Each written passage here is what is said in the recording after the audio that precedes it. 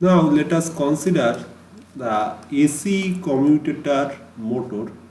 This is perhaps the last topic of our special machine and last mandatory video of this second semester.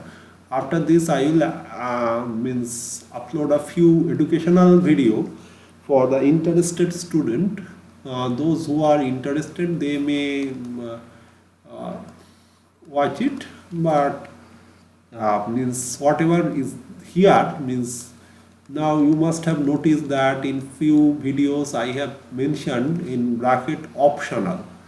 Optional means those video you may upgrade yourself for that content of that video, but in my opinion you can upgrade or means can perform or means can have that knowledge without watching those videos. But the other videos in which I have not yet written optional, those videos in my opinion you should at least watch them once to make sure that you do not miss any important information that may be otherwise unavailable in commonly available videos that in internet. So here this one, the torque expression of a DC machine, we can write it like how: T is equal to phi. We know all the meaning of this.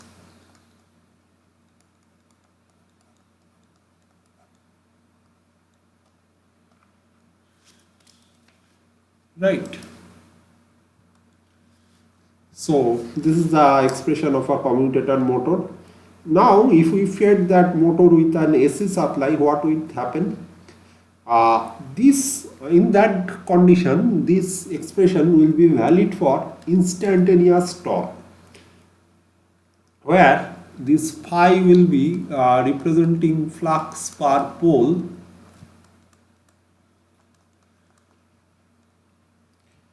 and your in the, I is the armature current at any instance. So if you are very particular, you can replace this capital I by small I, which is customary in case of instantaneous current.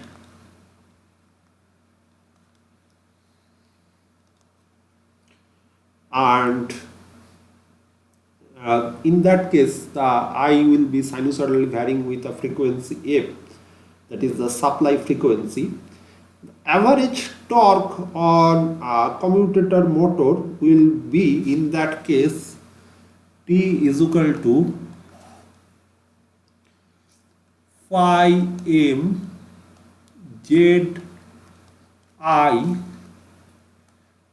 2 pi.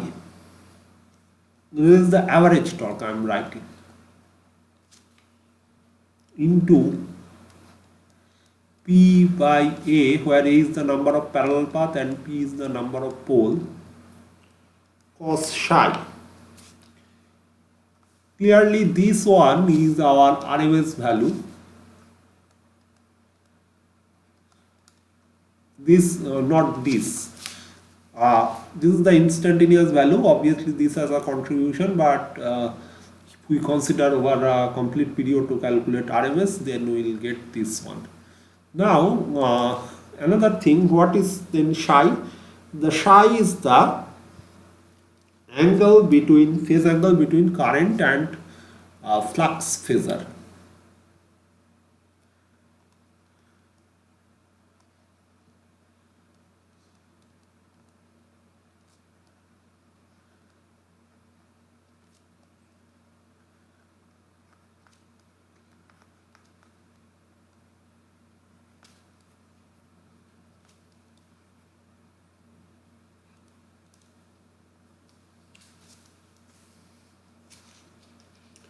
Now in the case of a single phase AC commutator motor, there are two induced EMFs across the brushes. One is unlike the DC motor where only one EMF we can get is that dynamically induced EMF. Here we will have two EMF. One is dynamically induced EMF. Another one is statically induced EMF due to transformer action. So this flux and other due to alternating flux phi dash. So in neutral axis the rotational voltage that is going to induced in a dynamically induced EMF will be how much?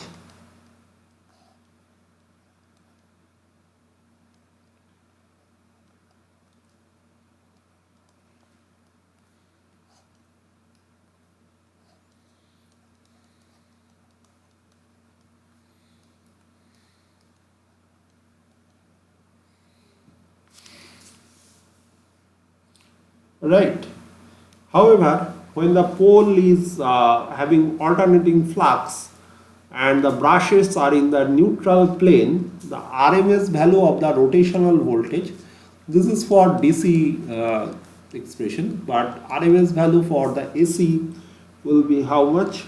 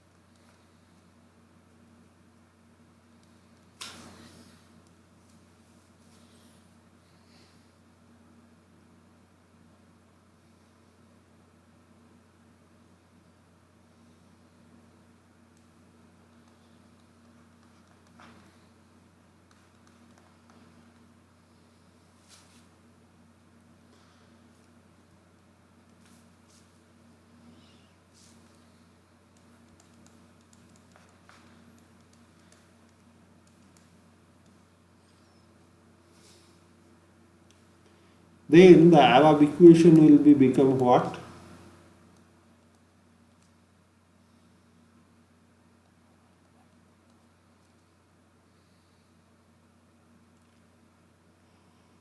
This NP by 120 will come and you will have Z by A into FR. Right? This FR is the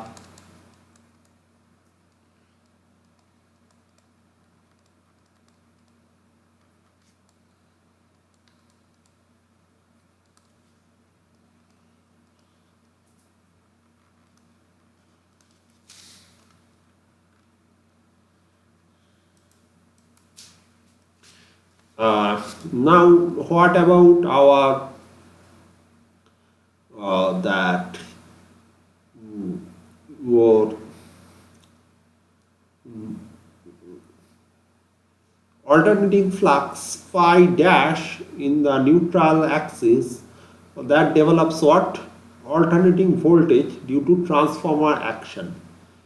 This flux be distributed sinusoidally with peak value phi m dash. The winding is full pitch and it's a commutator winding. So as per Faraday's law, we can expect something like in d phi dash dt kind of things will be taking place. And if we further introduce a distribution factor KB, what we will have that the RMS value of induced EMF across brushes due to transformer action will be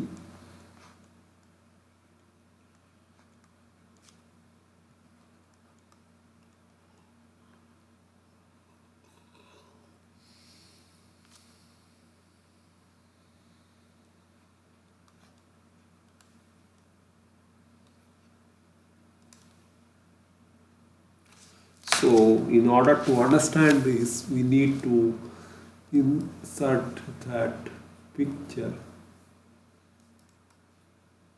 Yeah, here you can see that the direction between phi and phi dash. Clearly phi should be perpendicular to the brushes, and while phi dash is perfectly aligned with the means brushes.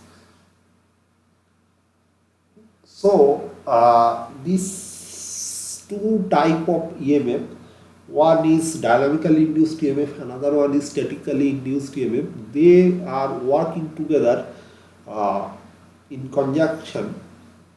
Here, in case of our uh, this AC means DC series motor, if it is fed by an AC current.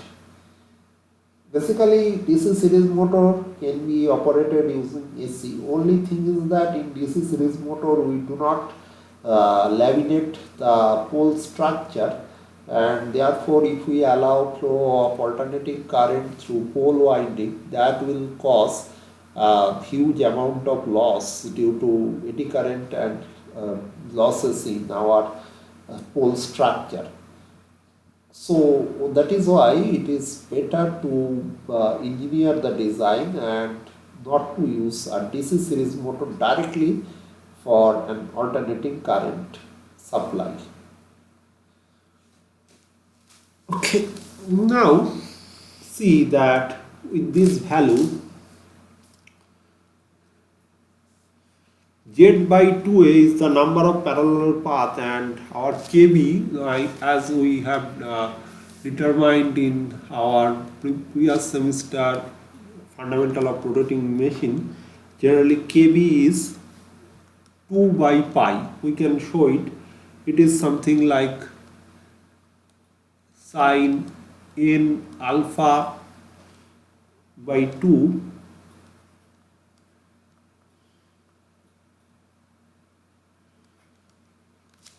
here. Our n alpha is equal to pi, so this gives us 2 by pi. The angular frequency omega is equal to 2 pi f. Therefore further this ET can be written like root 2 phi m dash z by a into f, where this f is our supply frequency.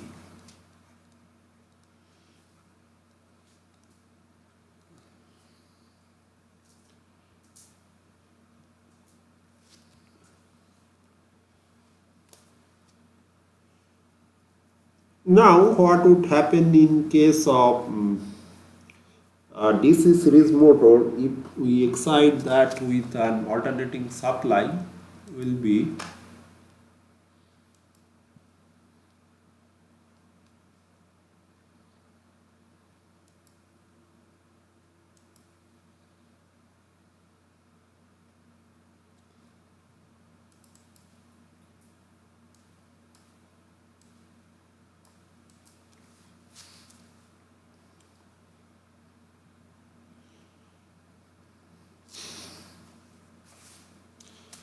there will be no inductive coupling between the stator and the rotor winding, and their axis will be in speed means in space quadrature.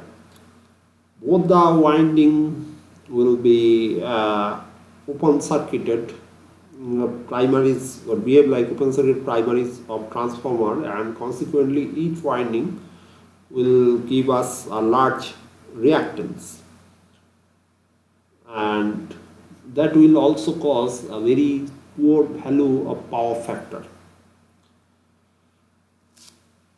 So in addition to that means high eddy current loss at our yoke and pole structure, this is also an issue with series motor. If it is being DC series motor, if it is fed with our like alternating current, because the stator and rotor will be in quadrature, means their magnetic axis will be in space quadrature, and both of the windings will form like a transformer open circuited winding. So that is an issue. So how we can just do that?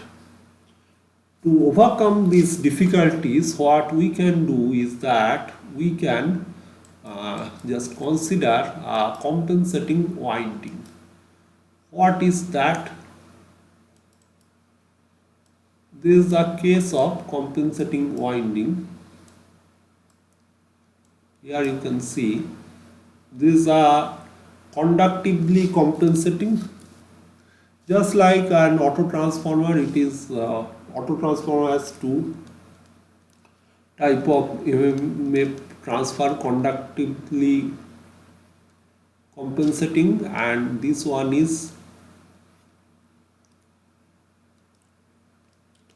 inductively compensating winding. So why this compensating winding is required in conventional DC series motor? Again, I am telling you, because they are almost in space quadrature, which is quite problematic for our normal induction machine. Normal DC series motor. The rotor and stator magnetic axis are almost in space quadrature. Therefore, in terms of transformer EMF, both of them will will behave like open circuited transformer. Therefore, they will operate at a very low power factor, and that will be cause a poor power factor of the overall power factor of the operating machine.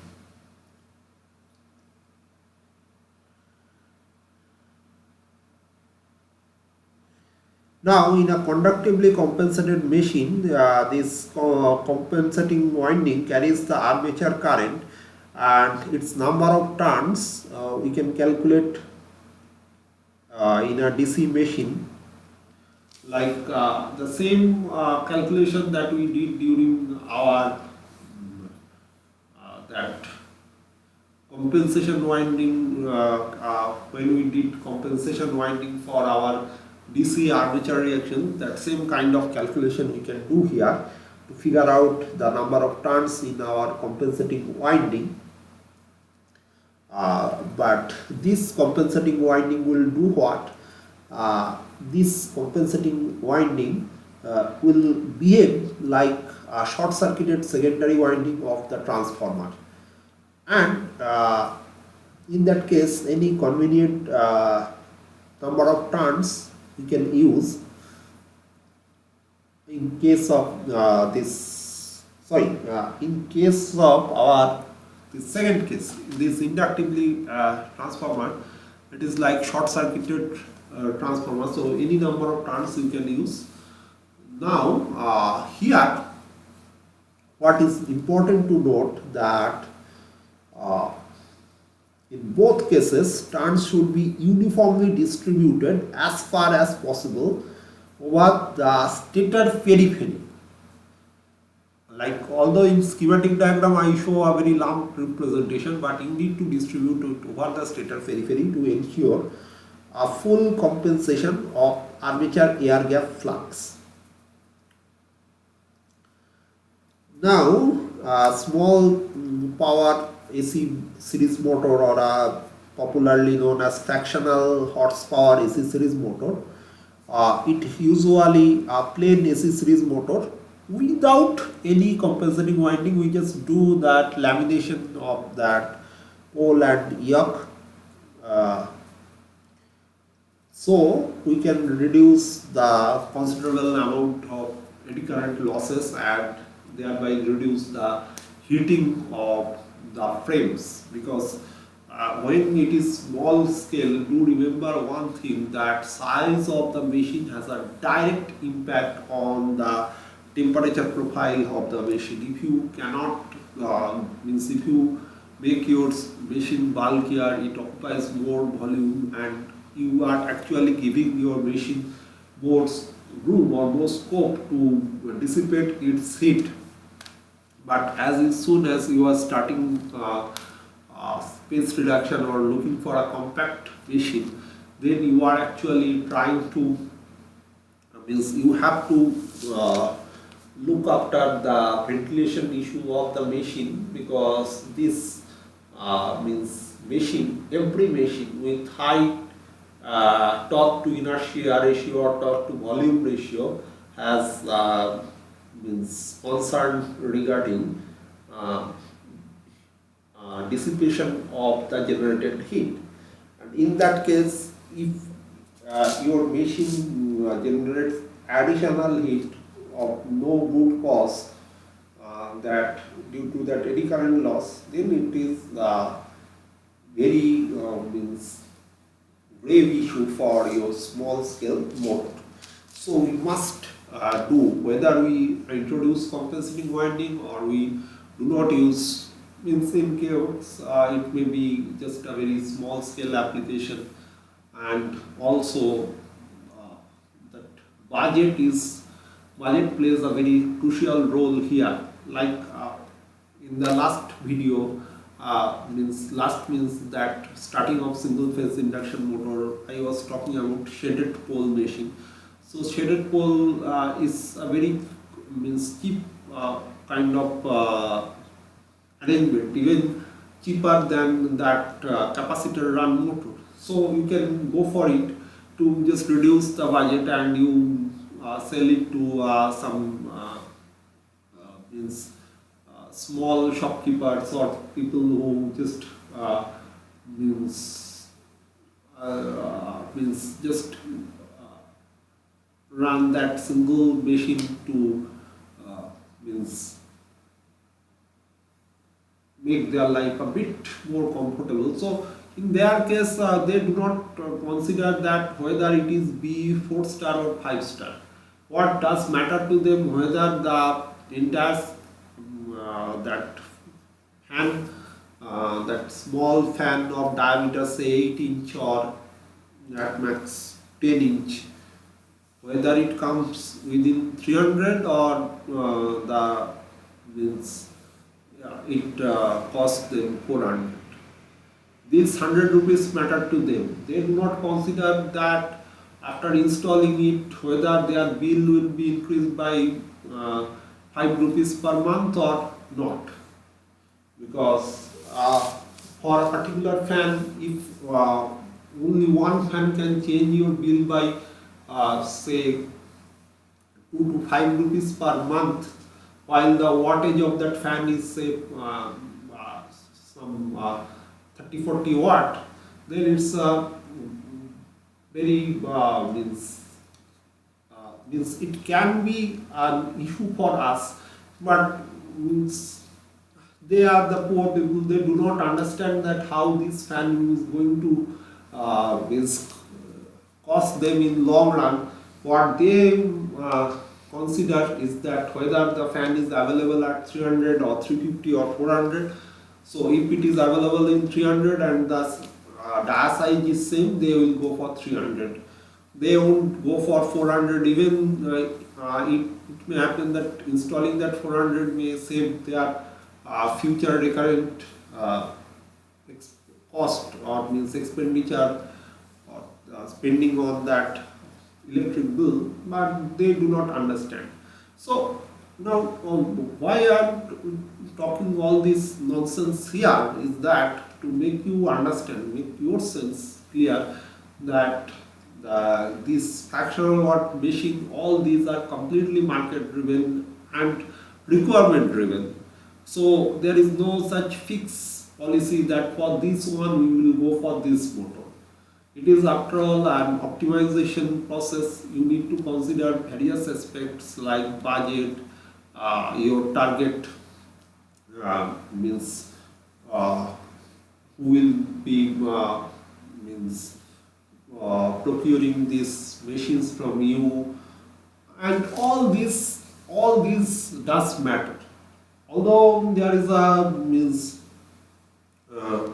now people are becoming more concerned with energy efficient devices, and it may happen that in near future we will be able to educate all the people so that they will also understand that saving 50 rupees is not a very big deal, but if I can save means 5 rupees in my electric bill per month, then within 1 year I can get the excess amount that I am going to invest now. When I was a kid, I used to go to some fish market or somewhere. In many places, I used to means notice that they are using 200-watt tungsten bulb, tungsten filament bulb to just light up their means collections of fish and whatever they are having or they are selling. But nowadays, wherever I go, in most of the places, I find they are having LED bulbs, at least even if not LED, then LCD bulbs like that. So, sorry, not LCD, that was what? CFL bulbs, CFL bulbs. So, what I am trying to say that people will be gradually, means there will be some people with genuine concern and they will educate our upcoming generation, and based on that continuously the requirement of machines will be changing. So there is no such hard and fast rule that I rate this type of machines will be utilized in paper mill, this type of machines will be utilized in table fan. It may happen that in coming days no one will be dare talking about shredded pole machine, because that will be like it will be almost means not, I won't say that it will become completely obsolete or unavailable in the market, but you will find only a very small fraction of people are going for that and installing those appliances in their houses.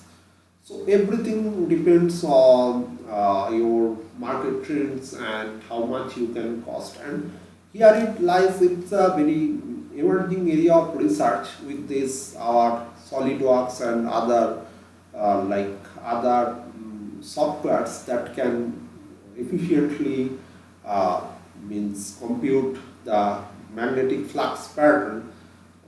We can design, redesign and ameliorate the setup for our magnetic circuit and our cooling arrangement to generate a machine, sorry, to manufacture a machine with means higher level of efficiency, and we can generate more power with a smaller size of machine. So that is very, very important. Conductive and inductive compensation. Like here I have shown both of them, but you can use any one of them. Like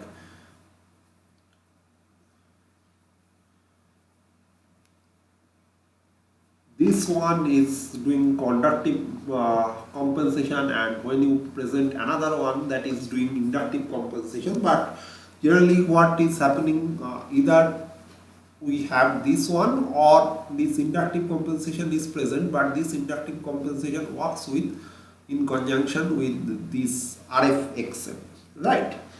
Now here what we can write is that the equation B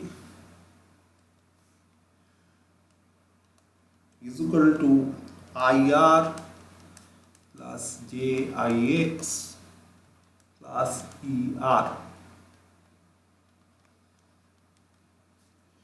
Then ER is the rotational voltage induced in armature.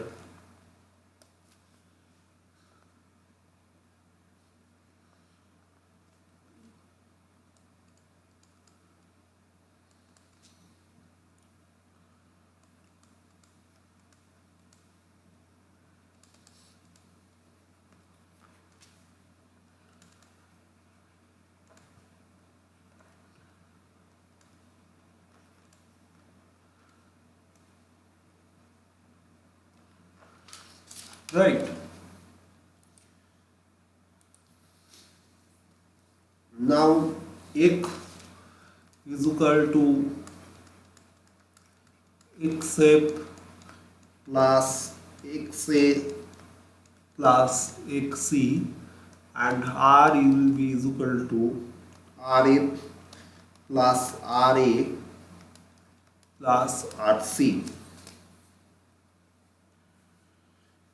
Now when we are talking about machine without compensation, then what would happen?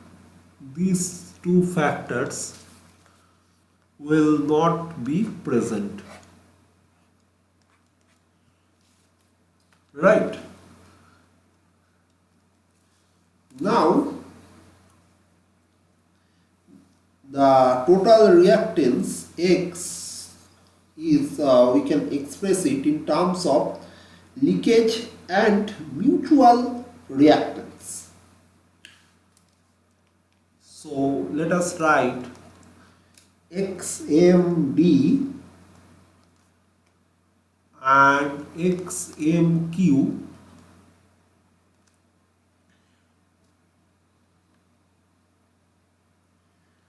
be the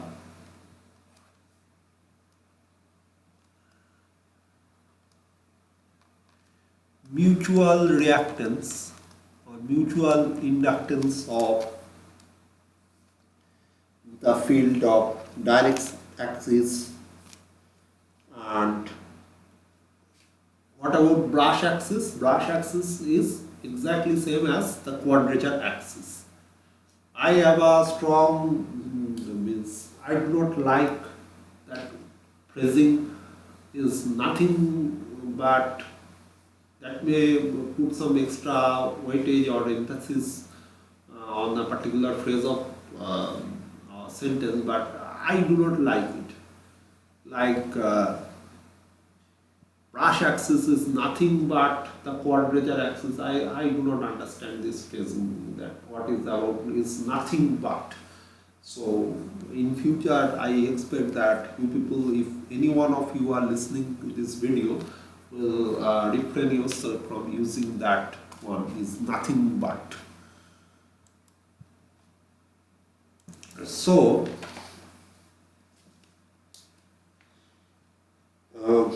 now XL, let us consider XL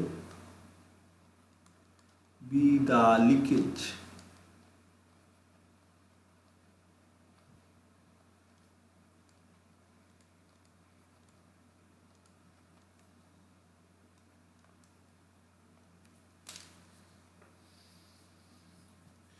For a plain series motor, induced voltage in the field due to air gap in the direct axis will be what?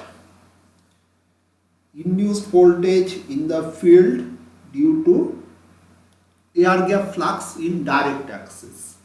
So obviously it will be XMDI.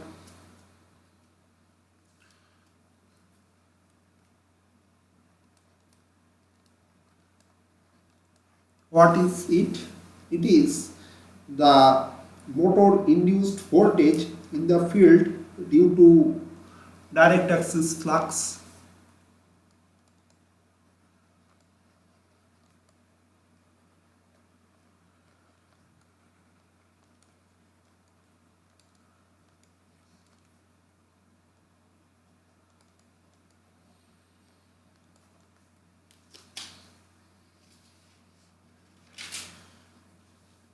And similarly we can find out armature induced voltage due to air gap flux in the quadrature axis, that is XMQI.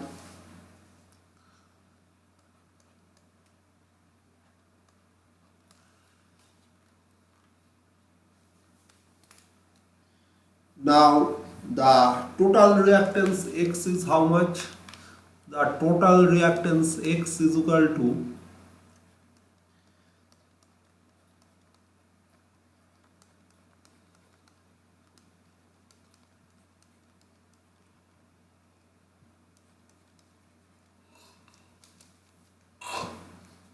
Here we club this XMD and XMQ to form XM representing the total mutual reactance.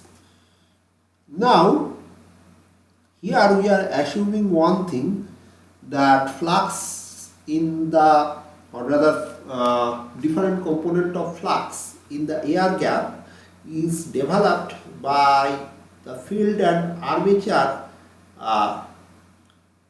current, and that are means the flux and current, they are in phase. When they will not be in phase, any idea?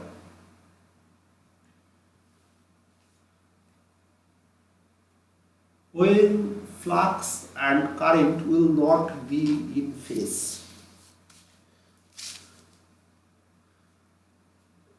Can we have a complex reluctance kind of things? Because your MMF by reluctance is equal to flux. Actually, that complex reluctance or that is not an issue, but flux and current will not be in phase in case of you are having hysteresis kind of or eddy current loss in your system.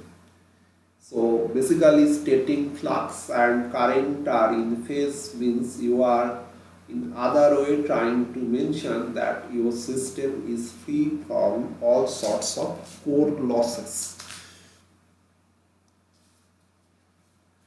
So what Phasor diagram of AC series motor you will have?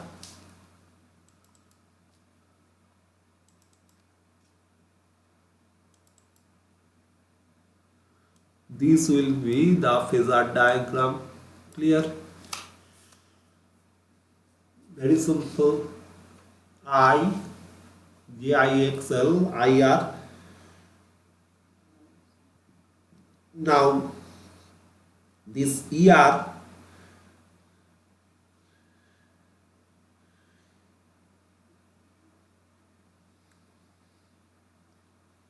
is the dynamically induced EMF. Phi is the pole flux. Phi is in phase with current I, and theta is our power factor angle which is lagging.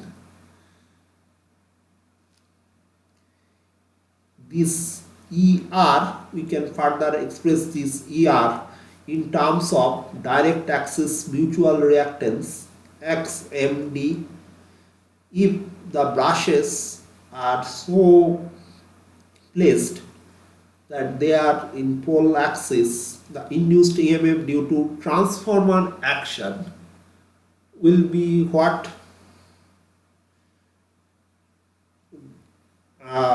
Would be XMDI. The same pole flux induces rotational voltage ER in the armature with brushes in the normal position. Try to understand what I am saying, that your brushes, if we place the brushes in pole axis, then what would happen? The induced EMF due to transformer action will be along pole axis, right? And the same flux will be induced as rotational voltage. The same flux will cause a rotational voltage, induced rotational voltage along the brush normal position. Brush normal position is in quadrature with your pole axis. Generally we place brush in the interpolar region. Then what about that its magnitude? Its magnitude will be Fr by F times. So what we can write is that ER is equal to, we can generally write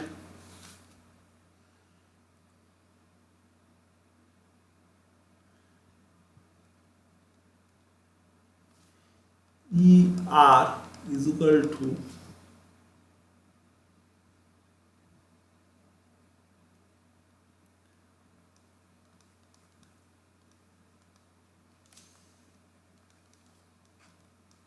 is the speed ratio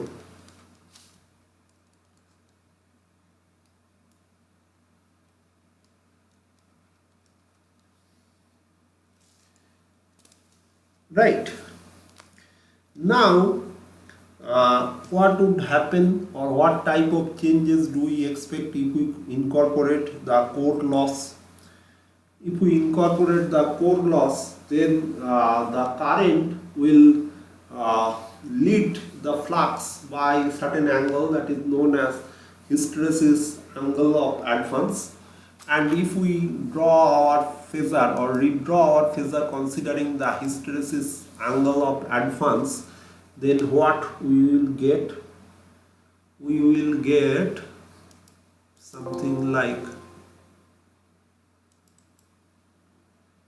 sorry,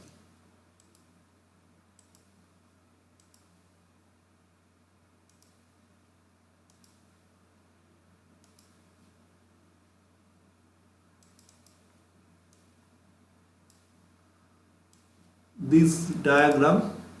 This is the current advancement what we can see here.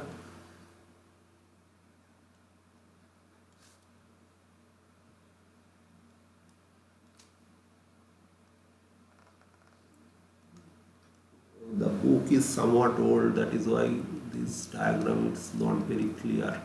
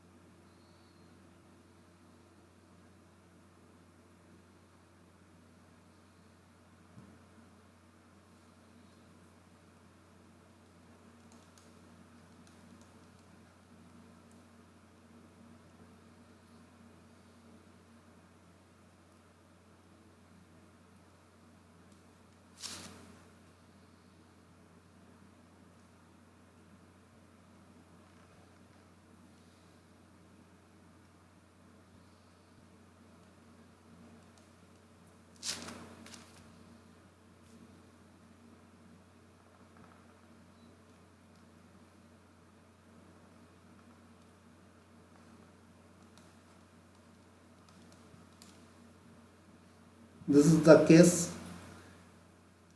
Now what about our formula that is you are most interested with? The formula will be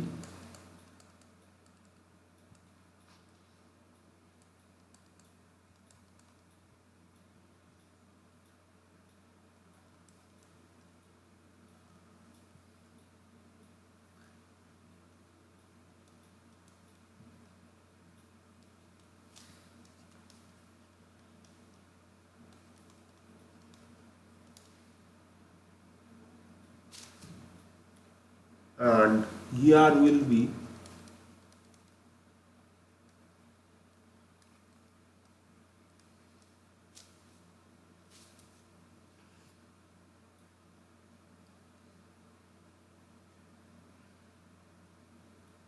N will be how much?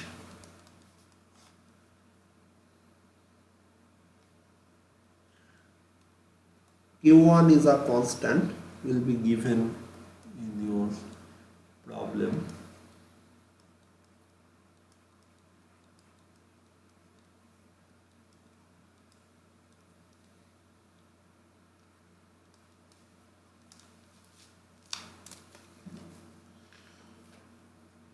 So what about the speed versus current characteristics? It will be just like that DC machine. slightly different. Let me just insert the diagram so you can understand it clearly. So this is the profile. Typically we are drawing this considering psi is equal to 0, that means there is no hysteresis and eddy current losses, and then what we will have, this dashed line are for DC uh, series motor, and these lines are for our means AC series motor. This solid lines is for AC series motor.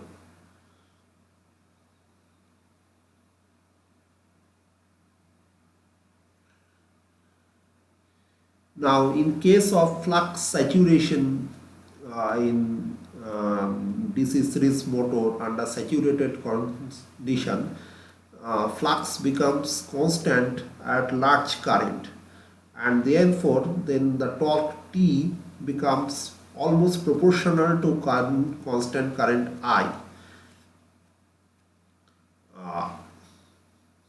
But in case of AC machine, it is not always the case.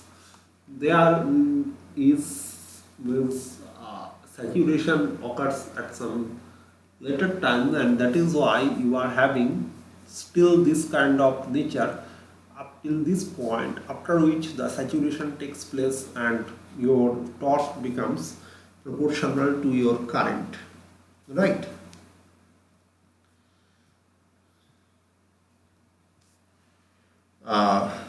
Now what about the power factor characteristics? Power factor characteristics will be very interesting, and that is solely for AC only, because in your DC there is no concept of power factor.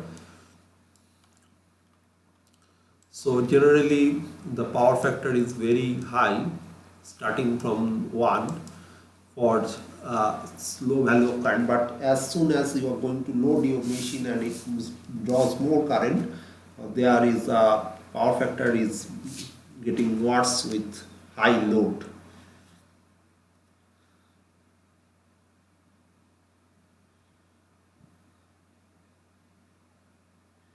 But if we compare it with a three-phase induction motor, then one difference we will observe that in induction motor, if we load the machine, then it improves its power factor. However, here loading causes a further means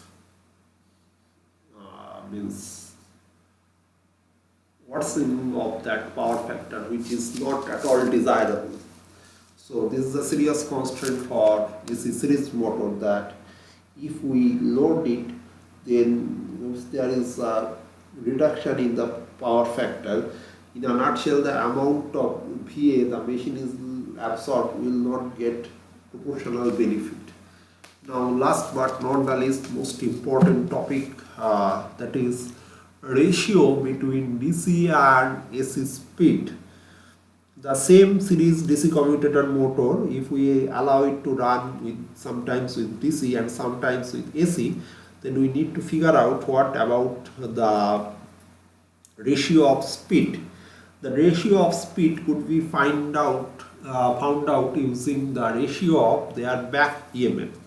So what about the back EMF? For DC, the EDC will be how much?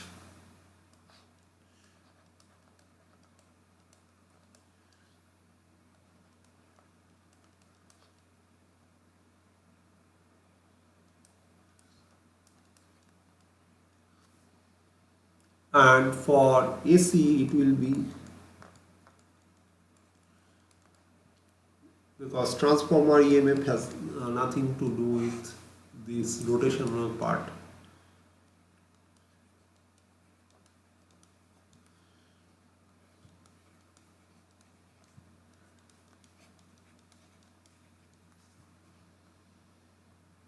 So this gives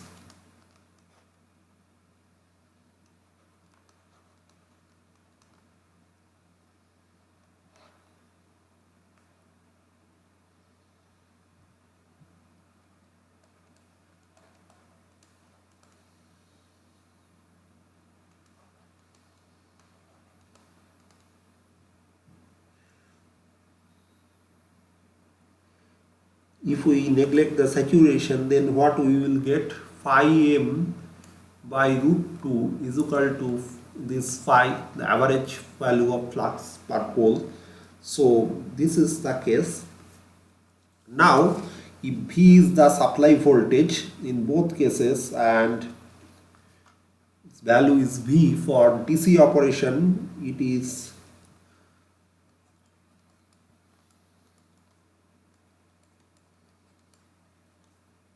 in case of AC, what is that?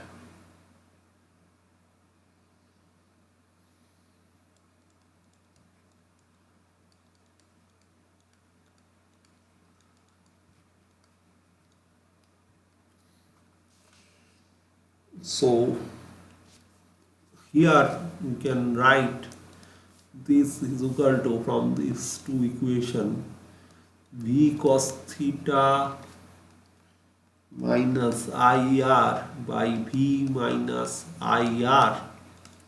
So that further reduces to cos theta minus IR by V into 1 minus IR by V. Now generally this IR by V never exceeds, for a normal machine IR by V is very small and less than is equal to 0.15. So we can safely drop them and this becomes the power factor. So you can understand that there is always the AC speed is smaller than the DC speed, and more we load, more speed regulation will be higher in case of AC series machine. And if we go for a higher speed, means higher load zone, then in case of AC series motor the regulation will be much more means much poorer than that of a DC series motor, right? So that's all. That is the last lecture, last particular means last topic of our second semester course.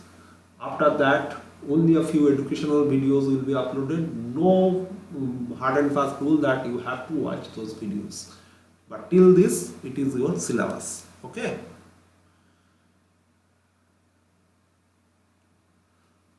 Why it's not stopping?